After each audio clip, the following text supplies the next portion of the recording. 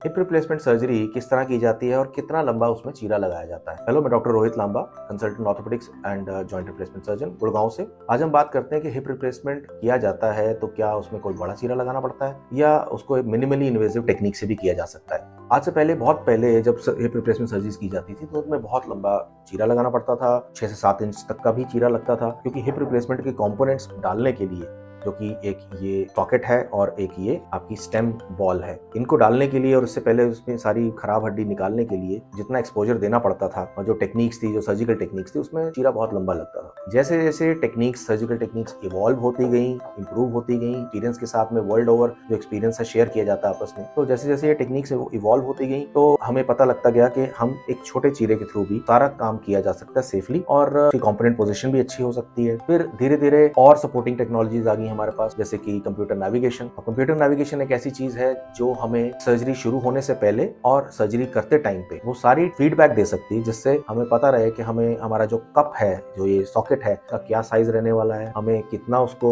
अंदर से छील कर उसमें कप फिट करने की जरूरत है, और क्या हमारा जो पोजीशन है वो आइडियल है कि नहीं। तो जो हमें पूरा खोल के उसको जॉइंट को देखना पड़ता था, अब हम छोटे चीरे के थ्रू, कंप्यूटर नेविगेशन टेक्निक के थ्रू उसको हम कम इंसिजन से भी सारा कुछ देख सकते हैं और सारा फीडबैक पा सकते हैं। तो आजकल एक टेंटेटिव मैं अगर बताऊं तो हमारा जो स्किन इंसिजन है वो हिप रिप्लेसमेंट का घटते घटते घटते करीब से 2.5 से 3 इंच के बीच में ही रह गया। अब स्किन इंसिजन कम होने के कारण और अंदर की मसल्स कम कटने के कारण उसका फायदा पेशेंट को मिलता है। किस तरह से? क्योंकि पेन कम रहता है, तो इसलिए रिकवरी में भी हेल्प होती है। तो इसीलिए हम इवन सेम डे पेशेंट को खड़ा कराकर वॉकर की सहायता से चलाना शुरू कर सकते हैं। और आजकल टेक्निक इतनी इवॉल्व हो चुकी है कि हम हॉस्पिटल स्टे को तो घट के इतने पे भी ले आए हैं कि हम डे केयर हिप रिप्लेसमेंट की भी बात कर रहे हैं। तो एक स्पेशल सेट ऑफ पेशेंट्स हैं जो मेडिकली फिट हैं, यंग हैं, जिनको कोई और मेडिकल प्रॉब्लम नहीं है, उनको हम इस टेक्निक से, जिसको मिनिमली इन्वेसिव हिप रिप्लेसमेंट कहा जाता है, और कंप्यूटर नेविगेशन की सपोर्ट से जब वो किया जाता है, तो हम उसको सेम डे भी डिस्चार्ज कर सकते हैं। सेम डे वो घर जा सकते हैं, सुबह सर्जरी होने के बाद शाम तक घर, और रात को एक स्पेशल